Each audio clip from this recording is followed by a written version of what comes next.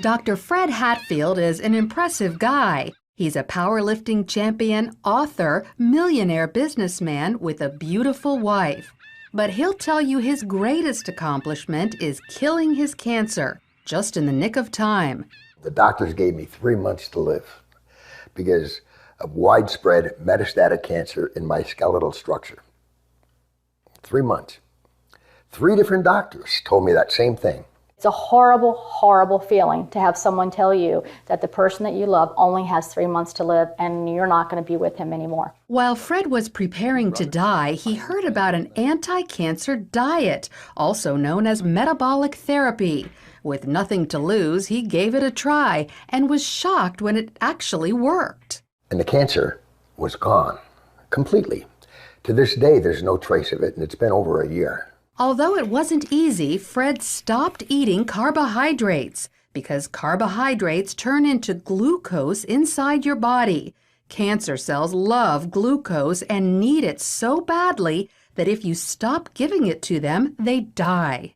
And it just absolutely amazes me that medical science is just now finding this out. Fred's recovery was not a surprise to Dr. Dominic D'Agostino. His team of scientists at the University of South Florida study metabolic therapy. When they removed carbohydrates from the diets of lab mice, the mice survived highly aggressive metastatic cancer, even better than when they were treated with chemotherapy. We have dramatically increased survival with metabolic therapy. So we think it's important to get this information out. And it's not just lab mice. He's also seen similar success in people, lots of them. I've been in correspondence with a number of people, probably at least a dozen people, and over the last 1.5 to 2 years, and all of them are still alive, so despite the odds.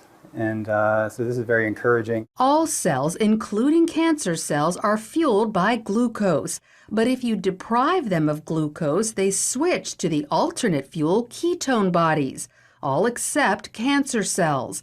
A defect prevents them from making the switch to using ketone bodies as fuel, and therefore cancer cells can only survive on glucose.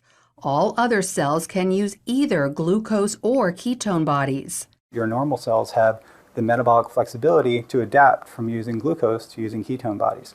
But cancer cells lack this metabolic flexibility, so we can exploit that. People like Fred, who deprive their cells of glucose and fuel them with ketone bodies instead, eat what's known as a ketogenic diet. It consists of almost 0 carbohydrates, but lots of natural protein and fat. You can go online and there's just cookbooks and, it's clean eating, just very clean eating. None of the sugars, the salts, the trash food. Natural proteins are ones in their original form, but processed meats like cold cuts and hot dogs are off limits because often carbohydrates have been added to them. Natural fats are in their original form, like olive oil, avocados, nuts, and also coconut oil.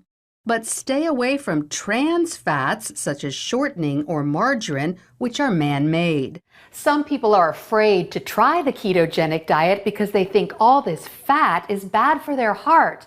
But more doctors are now saying natural fat is actually good for you, even natural saturated fat like coconut oil and butter.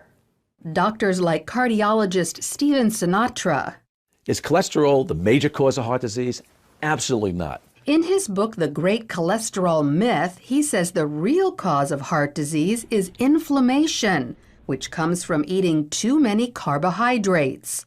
We need to coach our patients and empower them about the dangers of sugar. Unfortunately, they're not hearing that. They're hearing the converse, the dangers of fat. Fat is healthy for you, as long as you avoid trans fats. So by cutting back on carbohydrates and eating natural fats and proteins, you could improve your heart health and even wipe out cancer. Lori Johnson, CBN News.